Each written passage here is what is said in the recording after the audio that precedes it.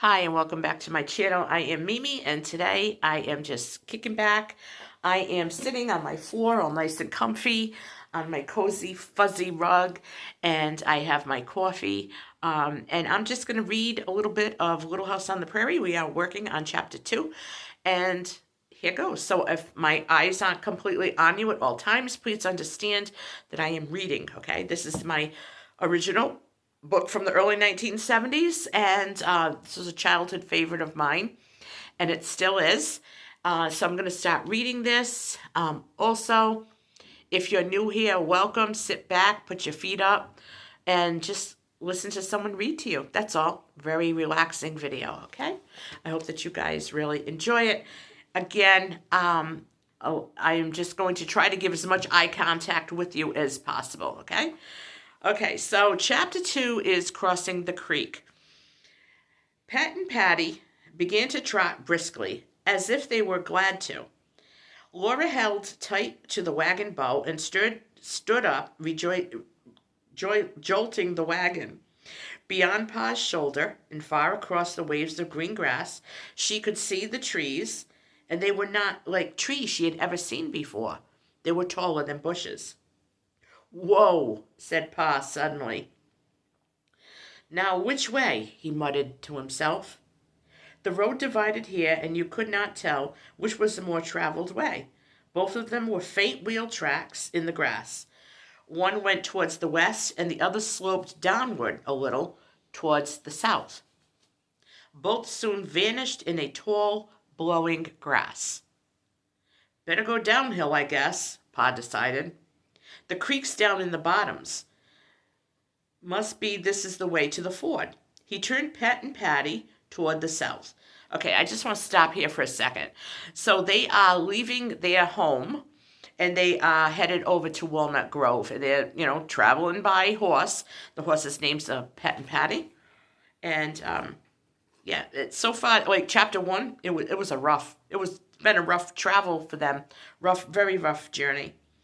Okay, so we're going to continue, okay? Just periodically I'll stop and just update you in case you haven't seen chapter 1, okay? The road went down and up again, over gently curving land. The trees were nearer now, but they were no taller. Then Laura gasped and clutched the wagon bow, for almost under Pet and Patty's nose there was no more blowing grass. There was no land at all. She looked beyond the edge of the land and across the tops of the trees. The road turned there. For a little while it went along the cliff's top. Then it went sharply downward. Pa put on the brakes. Pet and Patty braced themselves backwards and almost sat down.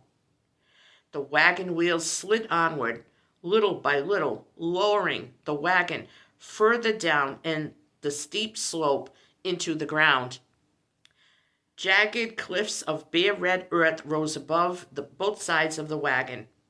Grass waved along their tops, but nothing grew on them, it seemed. It seemed straight up and downside. They were hot, and heat came from them against Laura's face. The wind was still blowing overhead, but it did not blow downward into the deep crack of the ground. The stillness seemed strange and empty. So we're going to do like one more paragraph. I don't want to make this too long for you guys. Then once more the wagon was level. The narrow crack down which it had come opened into the bottomlands. Here grew the tall trees whose tops Laura had seen from the prairie above. Shady groves scattered on the rolling meadows, and in the groves deer were lying down, hardly to be seen among the shadows. The deer turned their heads towards the wagon, and curious fawns stood up to see the most clearly. Laura was surprised because she did not see the creek. But the bottomlands were wide. Down here, below the prairie, there were gentle hills and open sunny places. The air was still and hot. Under the wagon wheels, the ground was soft.